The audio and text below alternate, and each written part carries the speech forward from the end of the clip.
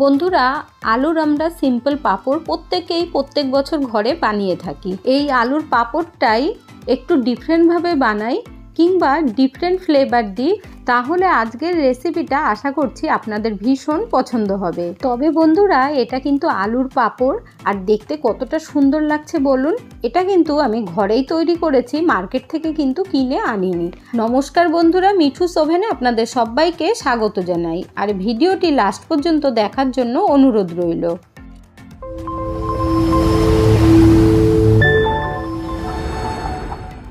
পাঁপড় তৈরি করার জন্য এখানে আমি 1 কিলো আলু নিয়েছি। এই আলুটা ভালোভাবে সিদ্ধ করে নিয়েছি কুকারে দিয়ে।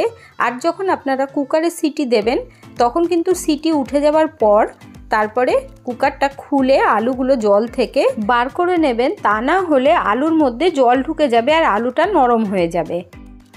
এখন এই আলুগুলো গ্রেটারের সাহায্যে আমি গ্রেট করে নেব।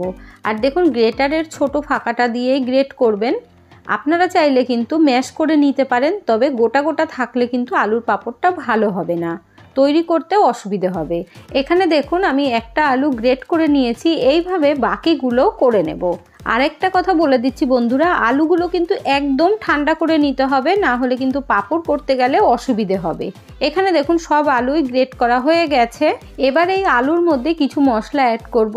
প্রথমে ধনেপাতাটা কেটে নেব। এই ধনেপাতাটা ধোয়ার পরে খুব ভালোভাবে কিন্তু একটা রুমাল দিয়ে জলটা শুকিয়ে নেবেন, আর একটুও যেন কালো বা পচা পাতা না থাকে, তাহলে পাঁপড়গুলো খারাপ হয়ে যাবে। এখন এই ফ্রেশ ধনেপাতাটা আমি একটা কেচি দিয়ে খুব ভালোভাবে কুচিয়ে নেব।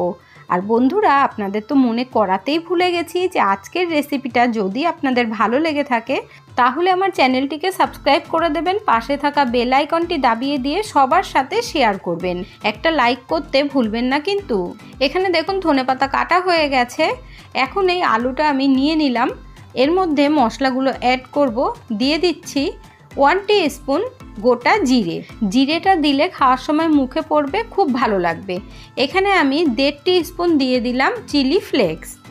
দিয়ে দিচ্ছি স্বাদ মতো নুন। নুনটা কিন্তু খুব বেশি দেবেন না, পাঁপড় শুকিয়ে গেলে নুনটা বেশি হয়ে যাবে। এখন এই বেশি করে কেটে রাখা ধনেপাতা কুচি আমি দিয়ে দিচ্ছি আলুর মধ্যে। এই আলুর পাঁপড়গুলো আমি একটু ডিফারেন্টভাবে তৈরি করছি, তার জন্য এখানে আমি দিয়ে দেবো সুজি। সুজিটা দিলে কিন্তু ভীষণ ক্রিস্পি হবে, পাঁপড়গুলো খেতে দারুণ লাগবে। এখানে আমি সুজি দিয়ে দেবো 5 থেকে 6 টেবিল চামচ। আর আপনারা কিন্তু এই মাপটা একদম ঠিকঠাক রাখবেন, তাহলে দেখবেন পাঁপড়গুলো কিন্তু ভেঙে যাবে না। কারণ সুজি যদি বেশি হয়ে যায়, তাহলে কিন্তু পাঁপড়গুলো ভেঙে যাবে। 1 কিলো আলুর জন্য 6 টেবিল চামচ সুজি একদম পারফেক্ট। এই মাপটা আপনারা ঠিকঠাক রাখবেন। এবার দেখুন, খুব ভালোভাবে সব উপকরণগুলোকে দিয়ে আলুটা খুব ভালোভাবে মেখে নেব। বন্ধুরা, আপনারা তো অনেক রকমভাবে পাঁপড় তৈরি করে খেয়ে দেখেছেন, কিন্তু আমার মতো করে একবার খেয়ে দেখবেন, এই টেস্ট জীবনেও ভুলতে পারবেন না। আর যাকেই খাওয়াবেন ভাববে হয়তো দোকান থেকে কিনে এনে খাইয়েছেন। এখন এই আলু মাখার মধ্যে একটা লঙ্কা টুকরো করে রেখেছিলাম, দিয়ে দিলাম। এখানে আমি লঙ্কাটা ঠিক এইভাবে টুকরো করে কেটে নিয়েছি। আর কেন এইভাবে কেটে দিচ্ছি সেটা আপনাদেরকে আমি পরে বলে দেব। লঙ্কাটা দেবার পরে আলুটা আবার আমি খুব ভালোভাবে মেখে নেব। আর আপনারা নুনটা কিন্তু একটু চেক করে নেবেন। আলুটা মাখার পরে যদি মনে হয় যে কম হয়েছে, তাহলে সামান্য পরিমাণে দিয়ে দেবেন। এবার আলুটাকে চটকে চটকে খুব ভালোভাবে মেখে নিচ্ছি। এখানে দেখুন, আলু মাখা একদম রেডি হয়ে গেছে। এখন এর থেকে আমি ছোট ছোট লেচি করে বলের মতো তৈরি করে নেব। এখানে আমি সাদা তেল নিয়েছি, রিফাইন্ড অয়েল নিয়েছি।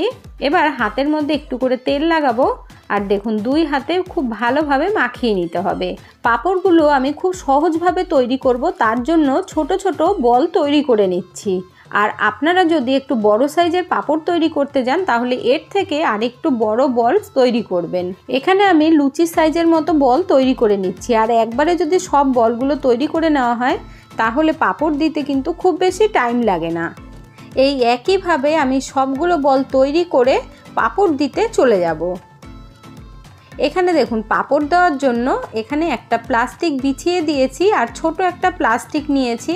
এর মধ্যে খুব ভালোভাবে তেল লাগিয়ে নিতে হবে, না হলে পাঁপড়টা দেওয়ার সময় কিন্তু অসুবিধে হবে।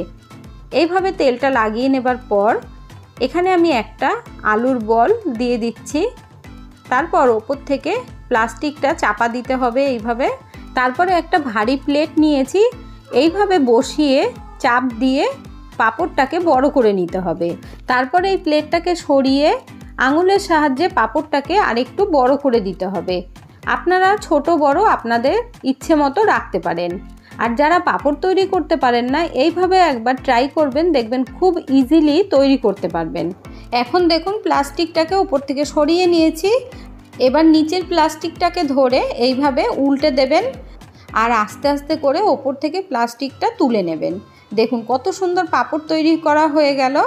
এখানে আমি আরও একটা পাঁপড় তৈরি করে নেব, একইভাবেই তৈরি করে দেখাচ্ছি।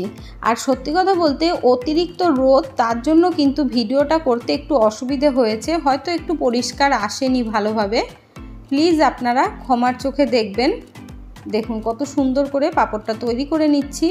আর মোটা পাতলা সেটা আপনাদের ওপর। যদি একটু মোটা পাঁপড় বানাতে চান তাহলে আলুর লেচিটা একটু বড় করে নেবেন।